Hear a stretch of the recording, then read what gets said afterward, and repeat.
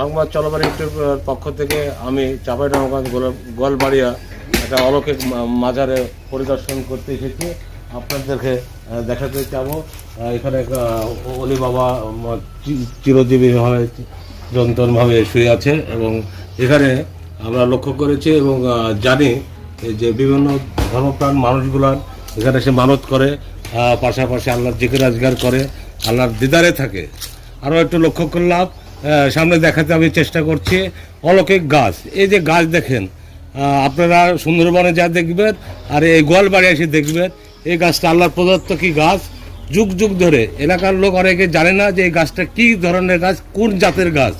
এই গাছটা লক্ষ্য করে পাশাপাশি আরও দেখার চেষ্টা করব বৃক্ষ তোমার গাছের পরিচয়। এই গাছগুলোর হাজার বছর ধরে এই বাঁকাভাবেই আছে, কেউ কাটেও না, কেউ লড়েও না, কেউ চড়েও না। এবং আমরা যতটুকু লক্ষ্য করেছি এবং জানি যে এই গাছগুলোর কেউ যদি পাতা ছিঁড়ে ডাল ভাঙে বিভিন্ন ধরনের অসুখ বসুখ হয়।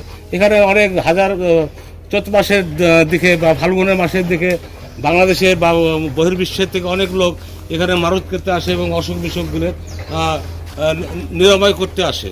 এ দেখেন আরও দেখা হচ্ছে এখানে এই গাছটা দেখেন মানে লাভ সিস্টেমের মানে ভিউ আকারে তার এই গাছটার প্রকৃতি করে দিয়েছে।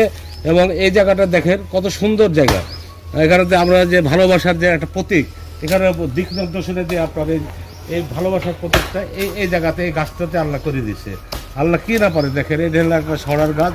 আমরা যতটুকু জানে আল্লাহ জিন এবং ইনসানকে তৈরি করেছে, এখানেতে অনেক গুণী জিনেরা বসবাস করে। এদের উপরে দেখেন এই গাছগুলো কত প্রকৃতির গাছ এবং ডালাপালাগুলোর মানে অক্ষরে অক্ষরে সাজানো, ABCD আরবি হরফে কত রকমের হরফের গাছগুলোর বাঁকানো করা আছে, যারা মাথায় খারাপ হয়ে যাচ্ছে।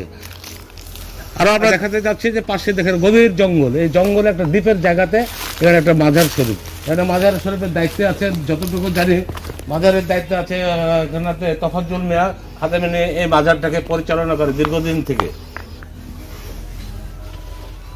আমরা আমাদের সংবাদ চলমানের সাথেই থাকুন।